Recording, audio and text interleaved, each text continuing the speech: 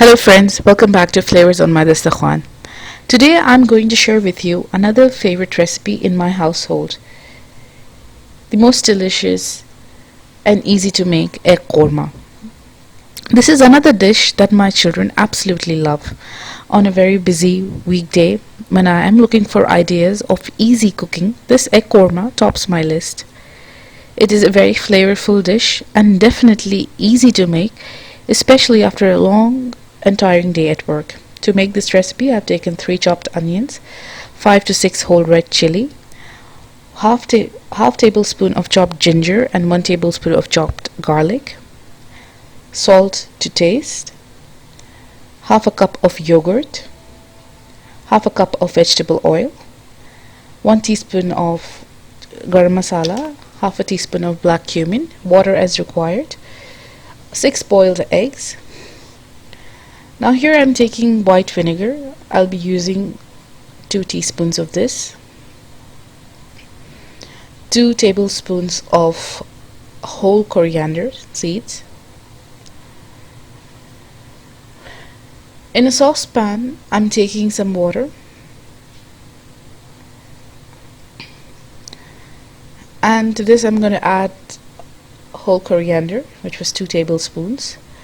The red chilies that I had taken, whole red chili. This is not spicy, this is absolutely mild, especially because my kids are going to eat this, so I really don't prefer to add very hot red chili. Now to this I'm adding 2 teaspoons of vinegar. I'm going to let this boil down for around 5 to 6 minutes, and this is how it's going to be boiling for 5 to 6 minutes. I'm going to grind this into a fine paste, which I'm going to use in making the sauce. So this is while this was boiling, I'm going to take the half cup oil in a pan, in another saucepan, another pot, and I'm going to fry the onions until it's golden brown in color. To this I'm going to add the black cumin, or shah zira, or siah zira as you can say. This again, like I said earlier in my videos, that I prefer to add the cumin, or the black cumin, or any dry spices after adding the onions, just to prevent it from burning. Now I'm going to add in salt and chopped ginger and garlic. I'm going to let this cook down, saute it fine.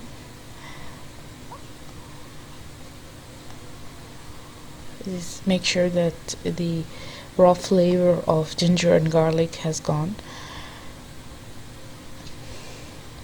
Now there I have grinded the coriander and red chili paste into a very fine paste. I'm going to mix this in the sauce. This is what gives it a really wonderful flavor. This is a very important step.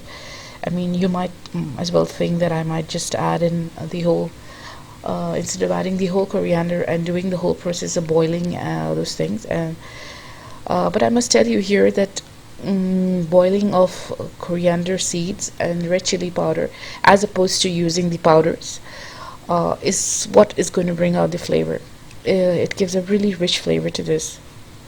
And I'm going to let this cook, saute this, and continuously saute this. Now at this point I must also tell you that I have a website, and my Instagram is my Dastakhan. You can please follow me there. The whole entire recipe in detail is mentioned on the website, which is www.mydastakhan.com. Do visit me there. Do follow my Instagram. I have a Facebook page as well, the link of which is there in the description box. Now again, after I had let it cook with the lid on, and I'm going to add in yogurt at this point, and I'm whisking the yogurt immediately after adding it, because since mine was Greek yogurt, but still there are chances that this might curdle. To prevent this from curdling, I add the yogurt and immediately mix it. Another way of doing it, to whisk the yogurt and add, especially if your yogurt is not Greek yogurt and it's a little watery, so it's better that you mix it up and add it to prevent it from curdling. Now I'm going to grind up this mixture. And I'm using a hand blender to grind it. You can also grind it in your blender. Hand blender is very convenient for me, and it does not require me to transfer it to another bowl, and that can get a little messy. So this is easiest for me. Just take a hand blender, especially when your onion is a hard kind and it doesn't really dissolve. Sometimes you tend to get those kind of onions that does not dissolve in the gravies. So especially for that, my hand blender is of great. It's really handy and it's really easy to use.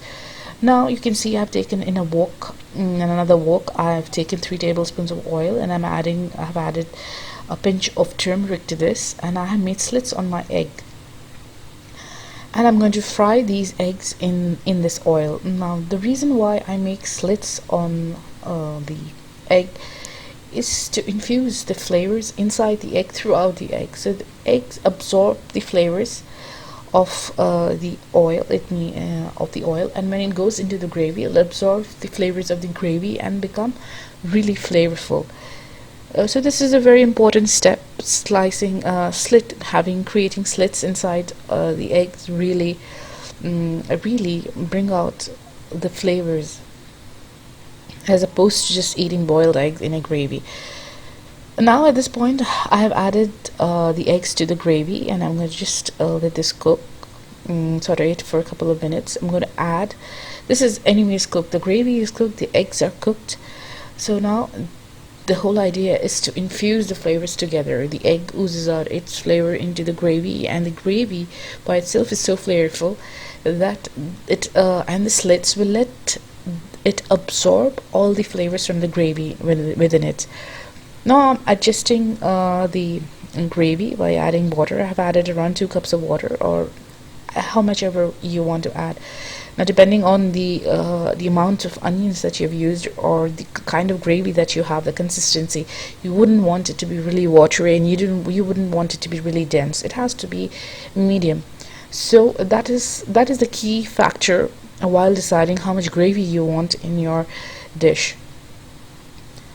So I had covered it and I had let it cook. Now here I'm going to add in the 1/4 teaspoon of garam masala.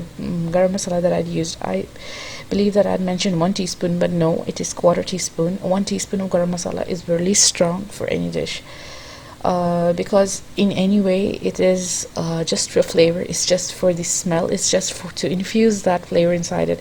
The more garam masala, sometimes when you add a lot of garam masala, it can make your gravy taste really bitter. So be careful with how much garam masala you add to your gravy. Here I'm adding in chopped coriander. This is optional, but of course coriander in any dish brings the dish to another level. This coriander has that magic, I would say, that enhances the flavor of any dish.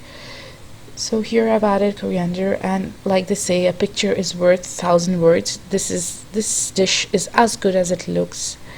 I hope you will try this, and thank you for watching. Do like, share, and subscribe to my channel. Have a good day.